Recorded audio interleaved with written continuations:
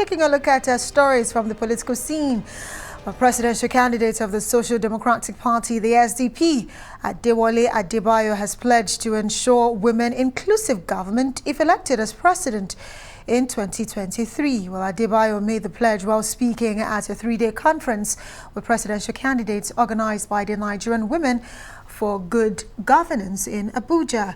Well, Adebayo expresses confidence that most of Nigeria's problems will be solved only if families and women were empowered.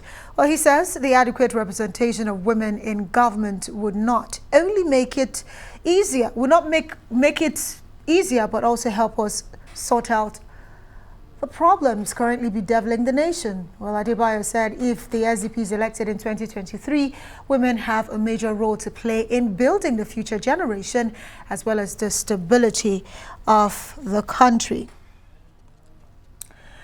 Well, let's bring in, of course, the presidential candidate himself of the SDP, who has made some promises, speaking about Adewole Adebayo. Thank you so much for being here. Well, it's a pleasure. It's a pleasure to be here. I like a statement where you actually, made reference to the fact that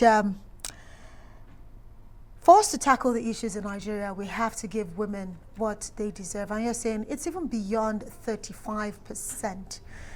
Promises have been made in the past, but here we are, almost less than 10% successive governance when it concerns women representation in different aspects of governance. So how do you intend to achieve this huge promise that you're making? Yeah, as a chief executive, the same way I've achieved it in all the establishments that I run. In all the establishments that I established, the one I run, women are in majority, and women are in majority of the leadership. So I grew up obeying women, so I am used to that. And traditionally, I'm from Ondo Kingdom, even our own royal lineage was set up by a woman. So we don't have that hangover of saying, why should you obey or be under the authority of a woman? I'm already used to that. Secondly, we are changing. What is keeping women away from power is basically that we are using violence and money. And those are the two departments that women are not strong. Politics is based on violence, mugging people, harassing people, women will not do too well. If it's based on illicit money, women will not do too well. But if it's based on merit, look at sectors that are based on merit, like teaching profession. You will find that women are doing very well. You can't find a shortage of women in the teaching profession. In my own profession now, you find many women who are judges. So anything that's based on merit, based on proving your mettle, based on consistency, so that the qualities that I will use to determine those who serve in government. So basically, women will do too well. Right. But you say the fear of women is the beginning of wisdom. Yeah, basically. You're talking about empowering us, but you're talking about the fear of women. Yeah, because if you are raising the family where the people in that family respect the leadership of women, they tend to do well. If you have a family where the mother speaks and the children do obey, the family will do well. If you have a society where you cannot denigrate women, you cannot sexualize women, you cannot harass women, any society that is doing well, you will see that that is there. You judge countries by GDP, by GNP, by per capita income.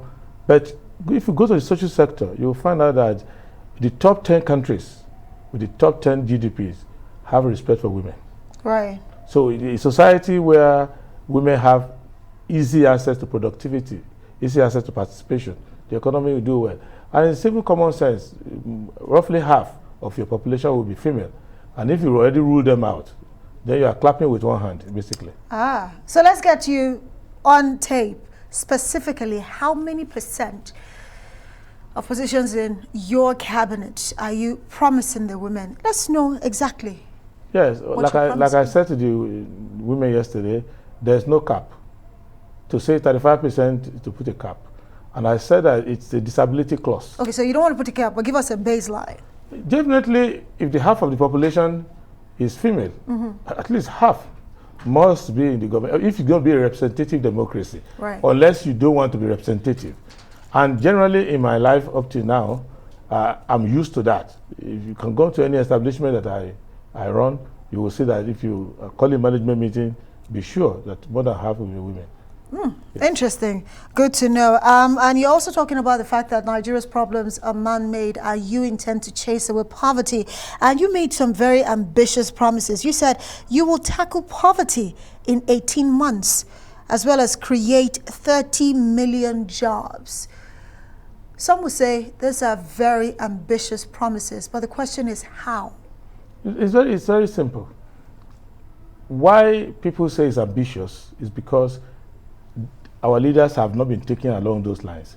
For example, if you are looking at eradicating poverty, you have to look at what are the marks of poverty. A person is regarded to be poor if they cannot feed themselves or feed their family. If a person cannot live in decent housing, they're regarded to be poor. If a person has no access to medical care, or at least primary medical care, they are regarded to be poor. If a family cannot educate their young because they cannot afford access or the cost of education, they're regarded as poor. If people are bereft of basic infrastructure, no light, no water, no basic roads to travel around, then they are poor. But after that, the rest is just envy. So if a person can feed themselves at home, they can live in a decent housing, doesn't have a 3 stories building or a 5-bedroom, but they can live in a decent housing with ventilation, with access to water. They can have access to primary health care if they have malaria, any simple diseases that's common with the tropics.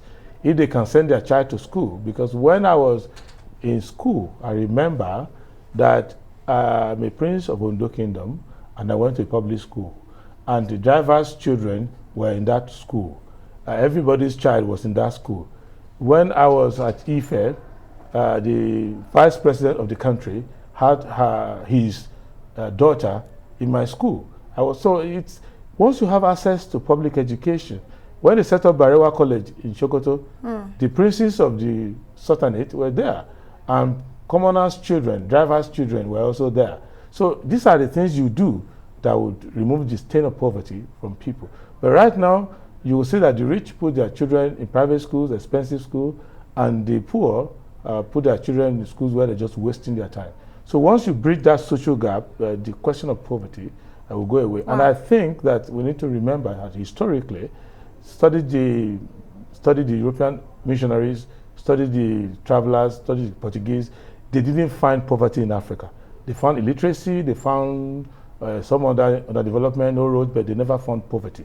In fact... so you're saying once you address and tackle poverty, you're able to get it right in the country. Is that what you're saying? Basically, because once you look at the people who are ruling us today, who call themselves the elite, they are the children of the desperately poor.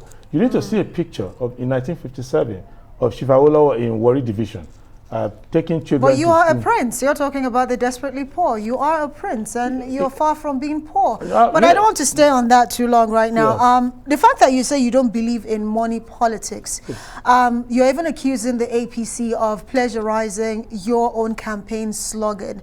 One wonders, your party, I remember the SDP, especially back in the 2019 election, it was touted as, you know, a huge member of the thought force that might rest apart from the two major parties in Nigeria right now. But as it stands, your party, most of the time when it's been mentioned, it's not amongst the top 4, because even debates being organized by major groups in the country, you're not even a part of it. So how do you intend to rest apart from the major parties? We are part of every engagement that has taken place so far. We were at the Arewa House, we were invited to ICANN, we were at the MBA, and of course I heard rumor that there are some debate group trying to exclude people, and we've told them they can't do it. Nobody's going to allow them to do that, because you cannot exclude people. And the dubious polls that people are banding around has no figure behind it. And we have membership more than, I have membership in my party, membership, followership in my campaign, bigger than the population of some countries. So you cannot marginalize them or ignore them. So we don't think that a few people ganging up somewhere and throwing polls that have no scientific background, saying that they are going to exclude debate, it won't work. We've told them. There are candidates who have told me we'll take them to court, and have an injunction. The question is how you intend to wrestle power from the major political parties. No, wrestling power, the power belongs to the people. I'll collect it from the people. It's not that difficult. What we need to do is to get our message to the Nigerian people, and we are doing that on a daily basis. I don't want to be distracted by the drama and the people are doing, because they need this drama to distract from the question of accountability. But for us, once we face the people, we know that we'll get the power. What they don't understand in this 2023, you are not going to sit down somewhere and announce results. So they don't need to do all this camouflage and baiting ahead. We need to go back to the people. Every one of us go to the people. Whoever has majority of the people, printing in front of your logo is going to win the election. It's not going to be the person who appears the most in the press, who fly kites in the air. It's going to be someone or a party that people believe is going to do it. And the population of the country is so variegated, so diverse. The geography is so diverse. And by going around, sometimes I don't know whether I'm in the same country. 1 minute I'm here, the other minute I'm over there. So if we succeed, it will be because we've convinced the people. It will not be because we are reacting. And most of what we do in SDP is to make sure that we don't get goaded into reacting to what they do. With respect to those who came to plagiarize our slogan, that's the best they can do. But you'll see that when they start discussing, they sound bipolar, they sound self-contradictory, because they are not able to, they should list their manifesto as things we forgot to do while in government. That's what they should call their manifesto. Well, your slogan is Hope Again 2023, yes. Whereas that of the APC, they say, is Renewed Hope.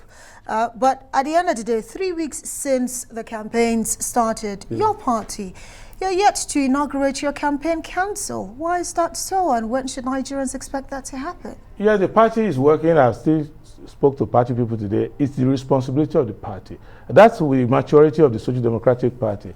Other political parties where the candidate took it upon himself to go and announce campaign council, or they gave it to some contractor to do for them, they've run into crisis, writing letters to each other, some writing multiple names, people denouncing their names being there. I met my friend Dr. Madi, who just put his name somewhere he didn't belong. So our party, we are disciplined. I'm just a member of the party.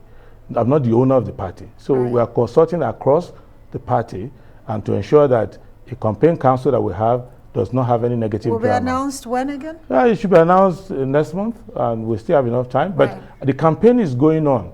The council should come next month. Yes, but we are running an asymmetric campaign. We are not doing a bogus campaign. We are running our campaign where people stay where they are best known.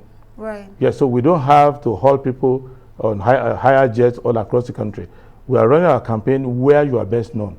So if you are known in Bayelsa, you run the campaign in Bayelsa. We don't have to carry you to Sokoto to come and start introducing you to people who you are trying to convince. So that's what we're trying to do. But you will see it and you will be highly impressed. In the coming days, I presume. Thank you. Presidential candidate of the Social Democratic Party, Adewole Adebayo, thank you for joining me tonight.